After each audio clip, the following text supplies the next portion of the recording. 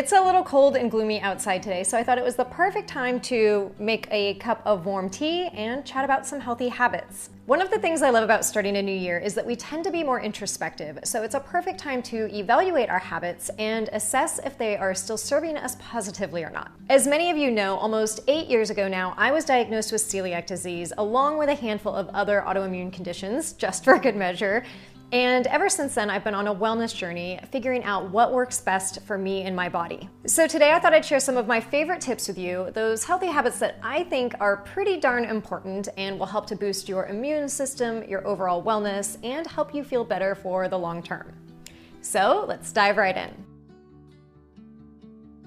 You've probably noticed by now that my YouTube channel is mainly recipes, and that's because when you cook at home, you can control the exact nourishment going in your body, as well as the quality of ingredients. I get that eating out is fast and easy, and I'm all for eating out at a nice restaurant or grabbing takeout every once in a while. But when takeout comprises 80% of what you eat on a regular basis, it's time to reevaluate. Restaurant meals typically contain higher amounts of sodium, saturated fat, and they just have more calories than home-cooked meals. And let's be honest, they're usually not starting with high-quality ingredients. That's why studies have shown that people who cook for themselves more often than they eat out tend to be healthier overall.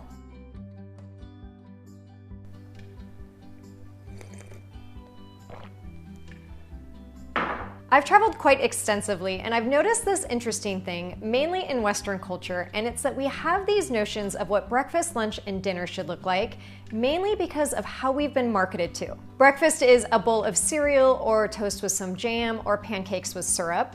Lunch could be a sandwich or a salad or even a slice of pizza, and dinner could be chicken, beef, or fish with maybe a side of rice or potatoes and veggies. But in other parts of the world, food is simply food and it can be eaten any time of day. On Instagram, you'll often see me eating leftover salmon and sweet potato for breakfast, or a couple of soft-boiled eggs and salad greens for dinner. The fact that you can eat any food any time of day is such a simple mindset shift, and yet it's so important to remember.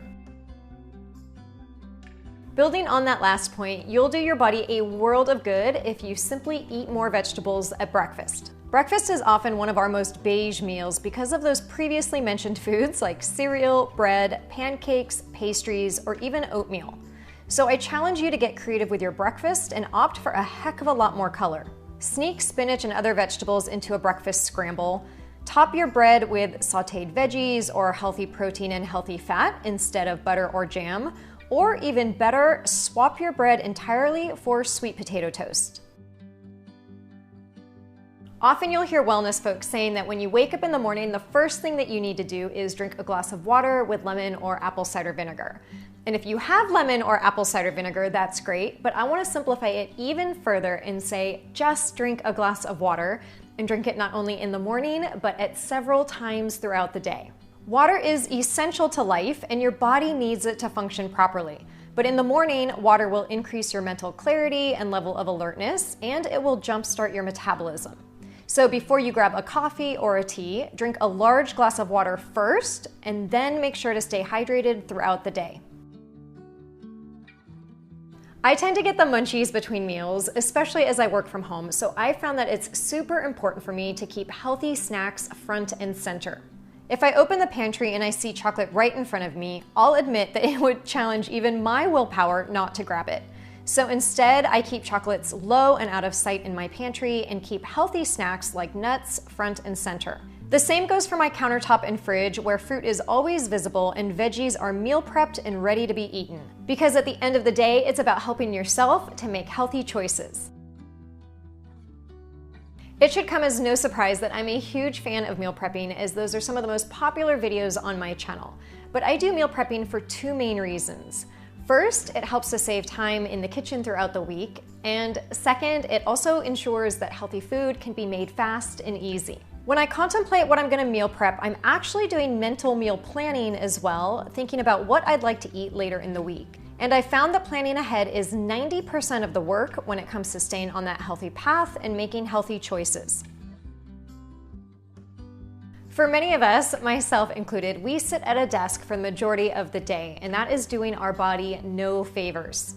Movement is critical for maintaining bone density, flexibility, and muscles, but let's not forget that it also helps to boost our immune system and reduce stress hormones. So focus on moving at multiple times throughout the day, which could be standing and stretching at your desk, going for a walk around the block, doing yoga, going on a hike, or riding bikes with your kids. The more you can move and keep the blood flowing throughout the day, the better. And there are apps and timers like Time Out or Pomodoro to remind you to take breaks and provide a little gentle nudge if you need it. There's this amazing healing and rejuvenating that happens to our bodies when we surround ourselves with green trees, lush grass, and blue oceans. For me, the impact on my stress levels is pretty immediate, and I can just feel any stress or anxiety I might have simmer right back down. That's why you often see me on nature hikes through the hills in Orange County, or you might see me rollerblading along the beach, just smelling and breathing in that fresh ocean air. When we get out into Mother Nature, not only do our brains get some much needed downtime, but our bodies will get some vitamin D and our immune system will get a refresh. And you'll notice afterwards that it's virtually impossible to not feel more calm and centered.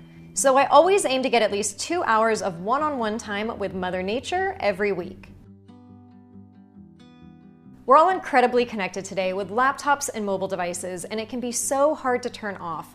But that's exactly why we need to turn it off and make it a priority. Looking down at our phones not only causes horrible posture and spine alignment, which then throws off the delicate balance of other things in the body, but I think we've all read enough studies to know that it's not good for our mental health either. So set boundaries with your screen time, turn off pop-up notifications, and when you're at home, try to completely unplug. Instagram and YouTube will still be there tomorrow, but you might find that you now have time to take that walk, read a book, or meal prep a few veggies for the week. Out of all of the tips I'm sharing with you today, the one I'm constantly working on, and I probably always will, is managing stress. I always say that there's a reason that I called my business downshiftology, and it's because sometimes we teach what we most need to learn. The simple fact is that we will never live in a world that's completely stress-free, but we can learn to manage our stress better with practice. Meditation, yoga, and acupuncture are great ways to reduce stress and calm both the body and the mind. And I'm a huge proponent of all three. But even just 5 minutes of closing our eyes and taking several deep breaths works wonders as well. I always say that sleep and stress are just as important as food in terms of the impact they have on the body.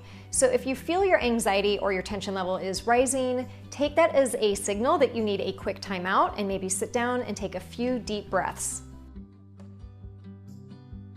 So speaking of sleep, it truly is one of the most important yet often overlooked factors of staying healthy. When we sleep, our brain is repairing and renewing cells, the body is regenerating and producing critical hormones, and our immune system is fighting infections. There's a whole lot going on in the body when we're getting shut-eye, and that's why sleep deprivation is tied to so many different health issues. For optimal long-term health, sleep needs to be a top priority, and we need to remember that it's absolutely essential to our emotional and physical well-being. In fact, I think it's so important that I've already made a separate video with some sleep tips, so if you haven't yet watched that, make sure to check it out. If there was one health tip I could scream from the mountaintops, it's this. And that is that there is no one-size-fits-all when it comes to diet, health, and wellness. A certain diet or supplement may have been beneficial for your coworker, your mom, or your sister, and it may not have the same effect on you. And that's because you have vastly different genetics, a different microbiome, different stress levels, different ancestry, and different, well, pretty much everything. The best thing that you can do for your health is to figure out, and I mean really figure out, what makes you feel your absolute best. And then remember that what made you feel good last year may not be the same thing that makes you feel good next year.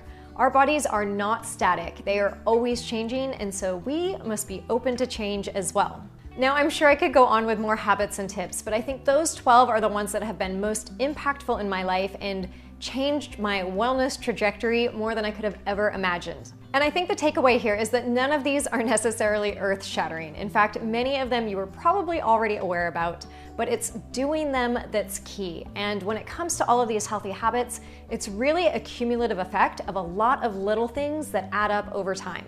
I hope you guys enjoyed the video, and if you have additional healthy habits or tips, you can share those in the comments below or over on my Instagram or in our private Facebook group. If you like the video, make sure to give it a thumbs up, share it with your family and friends. It always means a lot when you share it. And I will see you again next week with a tasty new recipe.